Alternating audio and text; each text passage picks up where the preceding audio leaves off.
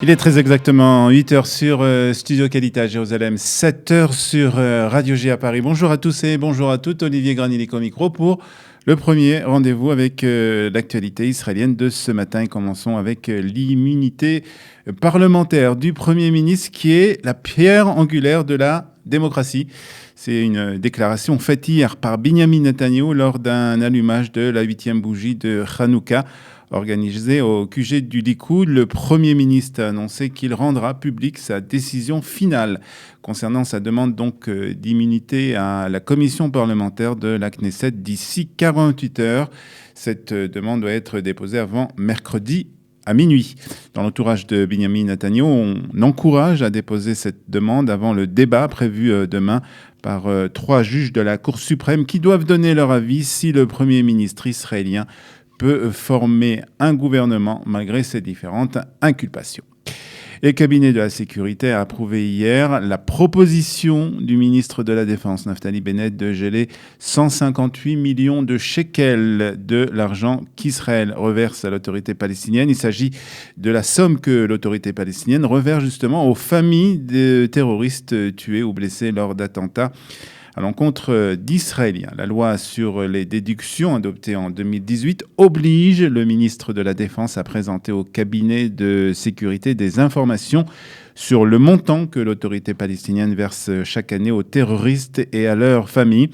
Le ministre israélien de la Défense, Naftali Bennett, a par ailleurs signé mercredi un décret ordonnant de bloquer des fonds alloués aux familles de 8 terroristes s'élevant à des centaines de millions de shekels.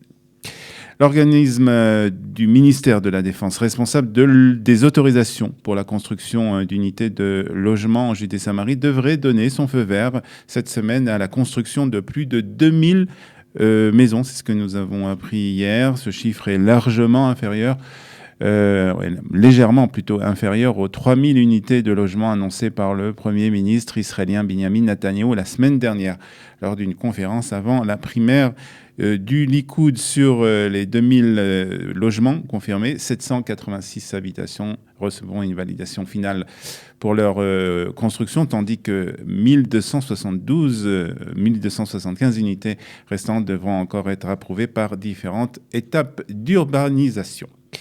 Et puis l'armée israélienne a annoncé hier avoir frappé 5 bases en Irak et en Syrie, des bases du Kateb Hezbollah, qui est un mouvement proche du Hezbollah pro-iranien, 2 jours après la mort d'un Américain dans une attaque à la roquette contre une base militaire iranienne à Kirkouk. Le porte-parole du Pentagone a accusé le mouvement pro-iranien d'avoir lancé vendredi plus de 30 roquettes contre la base militaire irakienne de Kirkouk, donc dans le nord, tuant un sous-traitant américain et blessant 4 militaires américains et 2 soldats irakiens. Puis de nombreuses réactions ici en Israël de responsables politiques après l'attaque à l'arme blanche au domicile du rabbin Rothenberg à Monsey près de New York. Le président israélien Reuven Rivlin s'est déclaré choqué et indigné.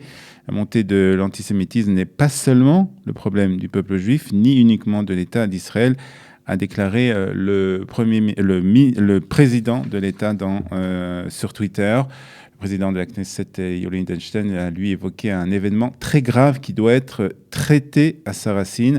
Et puis le chef du parti Israël Beitenu, Avigdor Lieberman, a également adressé ses condoléances aux victimes. Nous sommes encore témoins de conséquences désastreuses de l'antisémitisme, a-t-il déclaré sur Twitter. La seule solution à un tel fléau est l'immigration et la Aliyah. En Israël, a estimé donc le chef du parti Israël Beitenu, Avigdor Lieberman. Et puis Israël a accueilli plus de 4,5 millions de touristes en 2019. C'est un record historique. Ce record historique est le résultat direct de la révolution que nous menons sur la manière dont nous commercialisons Israël dans le monde. C'est ce qu'a déclaré Yariv Levin, qui est le ministre du Tourisme. Les États-Unis représentent le plus grand nombre de touristes avec près de 890 000 visiteurs, suivis par la France, 338 200, la Russie, l'Allemagne et le Royaume-Uni avec 218 000 visiteurs en 2019. Le nombre de touristes chinois a également augmenté de 51% par rapport à 2018 avec près de 144 000 touristes venus de Chine donc cette année. Le tourisme a rapporté environ 23 milliards de shekels à l'économie israélienne, a aussi indiqué le ministre du Tourisme, Yariv Levy. Et puis on termine avec la météo de ce lundi 30 décembre de Tevet, avec bien entendu la 8e bougie de Hanouka. Il fera 15 degrés à Haïfa, 18 à Tel Aviv, 13 à Jérusalem et 22 degrés à Eilat. Nous nous retrouvons à 7h30, heure de Paris, 8h30 ici à Jérusalem. Ce sera pour la revue de la presse et des médias israéliens. Et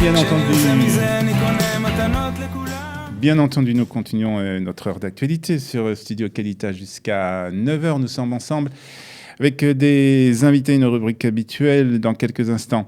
Nous serons en ligne avec Jonathan Akinbaum, qui est représentant de Greenpeace ici en Israël, sur une campagne organisée par le KKL contre l'utilisation de vaisselle en plastique lors des pique-niques dans les forêts israéliennes. Il nous dira tout dans quelques instants.